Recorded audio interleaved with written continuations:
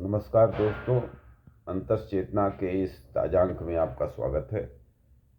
मैं प्रोफेसर सुधीर सिंह आज आपको पाकिस्तान और अफ़गानिस्तान में अचानक छिड़े जंग के बारे में कुछ जानकारी साझा करना चाहता हूँ। अफ़गानिस्तान के विदेश मंत्री अमीर खान मुत्तकी भारत में पिछले 7-8 दिन से हैं, 1-2 दिन में जाएंगे वापस।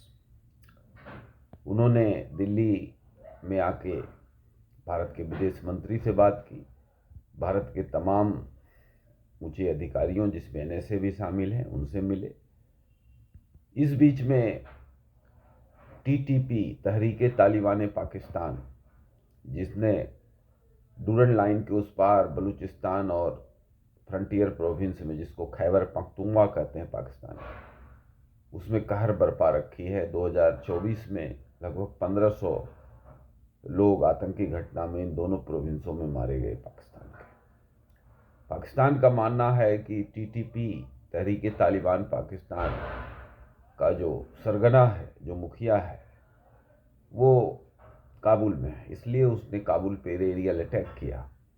अफगानिस्तान के पाकिस्तान से सटे हिस्सों में भी एरियल अटैक किया गया, जो डूरन लाइन के पास है। अब डूरन लाइन का दोस्तों इतिहास है कि 1893 ईस्वी में अंग्रेजों ने इस लाइन का निर्माण किया। उनका एकमात्र उद्देश्य था, उसमें ब्रिटिश इंडिया थी और पाकिस्तान भारत का हिस्सा था, जो 1947 तक रहा। तो अंग्रेज ये चाहते थे कि जो पख्तून इलाके हैं, जिसको आप पठान के तौर पर जानते हैं, वो उन्होंने ब्रिटिश हुकूमत को नाकों चने चबाया था। तो उनसे निजात पाने के लिए उन्होंने पख्तूनों को आधे बांट दिया। आधे इधर हो गए, अफगानिस्तान में हो गए, आधे अब जो पाकिस्तान बना 47 में उसमें रहे। आज के डेट में लगभग 4 करोड़ पख्तून पाकिस्तान में है और लगभग 2.5-3 करोड़ पख्तून जो हैं वो अफगानिस्तान में। ये डूरन लाइन जब 1947 में पाकिस्तान आज़ाद हुआ तो अफगानिस्तान ने मान्यता नहीं दी। अफगानिस्तान ने कहा कि ये एक औपनिवेशिक शासक ने बनाया था और दबाव के अंदर इसको मान्यता देने की बात कही गई थी, और दबाव के अंतर्गत दी गई कोई भी स्वीकृति, मान्यता अंतर्राष्ट्रीय कानूनों की अवमानना है और इसके तहत ये नहीं हो सकता। कहने का मतलब कि 1947 से लेके 2025 चल रहा है, 80 वर्षों में डूरन लाइन पाकिस्तान के किसी भी, अफगानिस्तान के किसी भी शासक ने नहीं माना। अब नहीं माना तो उसका कारण यह है कि तालिबान जो पिछले वाला था 1994 से 2000 ईस्वी तक चला, वो उसने भी नहीं माना, और अभी जो तालिबान अगस्त 2021 में आया है इसने भी नहीं माना। तो तालिबान के साथ एक हकीकत है कि तालिबान एक इस्लामिक चरमपंथी ग्रुप होने के साथ साथ एक अफगान राष्ट्रवादी भी है, और अफगान राष्ट्रवाद का जो उनका एलिमेंट है, जो कंपोनेंट है, वो कहीं न कहीं उनको एक प्रैक्टिकल बनाता है। क्योंकि पाकिस्तान जो है वो अफगानिस्तान की समस्या का कारण है, वो समाधान नहीं हो सकता। ये तालिबान से बढ़िया कोई नहीं जानता पूरे धरती पर, इसलिए कि बरसों तक इस्लामिक जो आईएसआई है पाकिस्तान की सेना का, उसने अफगान तालिबान को धन, इंटेलिजेंस, हथियार दिए हैं, जिससे वो सोवियत सेनाओं से लड़ते रहे, वो 2001 के बाद अमेरिकन सेनाओं से लड़ते रहे। तो पिछले 40 साल से पाकिस्तान की सेना और पाकिस्तान के हुक्मरान ये चाहते हैं कि अफगानिस्तान एक कमज़ोर देश रहे या सबमिसिव देश रहे, और भारत के खिलाफ उसका एक स्ट्रेटेजिक डेप्थ के तौर पर हम इस्तेमाल कर पाएँ। दोस्तों, जो पाकिस्तान का जो एयर स्पेस है वो बहुत छोटा है। एक तरफ से दूसरे तरफ खास करके जो उसकी लंबाई है वो हार्डली 400 किलोमीटर है। तो जब एयर फाइट होता है, एरियल वॉर होता है, तो छोटा सा जो जगह है, मैन्यूवरिंग में दिक्कत होती है किसी भी आर्मी को। तो वो चाहता है कि वो अफगानिस्तान के एयर स्पेस में घुस जाए, देन वो थोड़ा कंफर्टेबल सिचुएशन में होगा। और आपको ध्यान हो कि अभी जो ऑपरेशन सिंदूर हुआ मई महीने में 2025 में, उसमें अफगानिस्तान ने न ही अपने एयर स्पेस को बंद किया, बल्कि पहलगांव हमले के आतंकी स्वरूप का विरोध किया। ये बड़ी चौंकाने वाली बात है। एक ऐतिहासिक बात है जो कल्पना से परे है। ऐसा कैसे हो गया?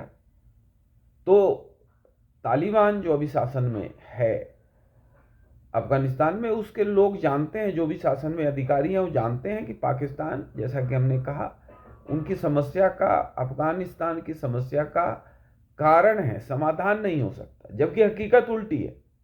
जब तक एक मजबूत अफगानिस्तान नहीं खड़ा होता है, एक स्टेबल अफगानिस्तान नहीं खड़ा होता है, एक लॉ एंड ऑर्डर से अवॉइडेड अफगानिस्तान खड़ा नहीं होता है, एक कॉन्स्टिट्यूशन से चलने वाला अफगानिस्तान खड़ा नहीं होता है, तब तक पाकिस्तान अस्थिर नहीं हो सकता। दोस्तों, अफगानिस्तान का जो जियो स्ट्रेटेजिक सिचुएशन है, दुनिया में शायद बहुत कम देश ऐसे हैं जिनका वैसा सिचुएशन है। ये आप देखिए कि पूरे ईरान से लगता है, सेंट्रल एशिया से लगता है, और जो भारत है वो दुनिया का चौथा, जो है तीसरा बल्कि, एनर्जी कंज्यूमर हो गया है। 60 लाख बैरल तेल भारत में हर दिन खर्च है। ये 2030 तक जो है ये 70, 75, 80 लाख बैरल पर डे हो जाएगा, और 32-33 आते आते 1 करोड़ बैरल पर डे हो जाएगा। तुर्कमेनिस्तान है, ईरान है, वहाँ बहुत सारे तेल हैं। सेंट्रल एशिया में बहुत सारे गैस हैं, तेल के भी भंडार के पते लग रहे हैं। तो अफगानिस्तान से पाइपलाइन आ सकती है, और इसकी 30-35 साल से बात चल रही है, लेकिन वो सारे पाइपलाइन में ही रह गए, क्योंकि अफगानिस्तान में शांति नहीं, और शांति पाकिस्तान बनाना भी नहीं चाहता है। जैसा कि हमने कहा, वो चाहता है कि कमजोर अफगानिस्तान रहे, एक जर्जर अफगानिस्तान रहे, जिससे वो पाकिस्तान के आदर्शों, पाकिस्तान के इशारों को मानते रहे, उनके उलझुल हरकतों को पूरा करते रहे। अब तालिबान जो शासन में आया है, उनकी तो ग्रोथ ही हुई है ये सब देख देख के, तो उन्होंने तय कर लिया है कि अब जो कुछ हो हमको ऐसा नहीं करना है। अब आप देखिए कि जो अब अमेरिका के नेतृत्व में नाटो सेना वापस गई 15 अगस्त 2021 को, तो उसने हजारों मिलिट्री इक्विपमेंट, बख्तरबंद गाड़ियां, ट्रक, हथियार, हेलीकॉप्टर छोड़ दिए। बरगाम एयरपोर्ट बहुत ही स्ट्रेटजिकल है, बहुत बड़ा स्तर पर डेवलप किया था अमेरिका ने, उसमें 10,000 लोग रह सकते हैं, इतना बड़ा कॉम्प्लेक्स है, और बहुत बड़ी जो है एयर रनवे है 4 किलोमीटर का। तो वहाँ से आप सेंट्रल एशिया, चीन, ईरान, सोवियत संघ, जो आप रूस है, सब पर नज़र रख सकते हैं। ये अब अफगानियों के कब्जे में है, तालिबान के कब्जे में है। तो ये एक बहुत बड़ा गेम है। आप देखो कि जिस तरह से मोदी सरकार ने एक बड़ा स्ट्रेटजिकल गेम कर दिया, तख्ता पलट कर दिया स्ट्रेटजी का, कि पाकिस्तान ने सऊदी अरेबिया से एग्रीमेंट किया कि भैया जब आप पर हमला होगा तो हम डिफेंड करें, और तो पाकिस्तान की थोड़ी सी जो अकड़न है वो बढ़ गई। तो पाकिस्तान ने क्या किया कि उसने अफगानिस्तान के कुछ इलाकों पे बम फेंक दिया, काबुल पे हमले कर दिए, जबकि अफगानी विदेश मंत्री भारत में है, अमीर खान मुत्तकी भारत में है। ये बात पाकिस्तान को वैसे ही बिलबिला के लग रही है जैसे कटे पर आप 1-8 किलो, किसी के कटे पर 1-8 किलो नमक डाल दो और लगे कटकटा के, वैसे ही उनको लग गया। तो ये एक बड़ी चीज है जो हमें समझना चाहिए। तो इसको हम इस तरह से समझ सकते हैं कि उन्होंने एरियल अटैक किया, ये बताने के लिए तुम्हारे पास एयरफोर्स नहीं है, हम अटैक करेंगे। अब अफगानियों ने जो पिछले 3-4 दिन से धुनाई करी है पाकिस्तान की, तो वो और हालत खराब है। उनका दावा है कल रात में फिर से वो हमला शुरू हुआ है। शनिवार जो अभी बीता है उसमें हमला शुरू हुआ था, फिर किसी वजह से कमजोर हुआ, कल से फिर जोर पकड़ा है। तालिबानियों का कहना है कि 200 पाकिस्तानी सेना के जवानों को उन्होंने कत्लेआम कर दिया है, 50 के करीब उनके डूरन लाइन पे पोस्ट को कब्जा कर लिया है। 2900 किलोमीटर लंबी इस जो लाइन है, इस लाइन को, जैसा कि हमने कहा, कोई भी अफगानी सरकार आज तक नहीं माना, चाहे वो किसी भी मोड की सरकार हो।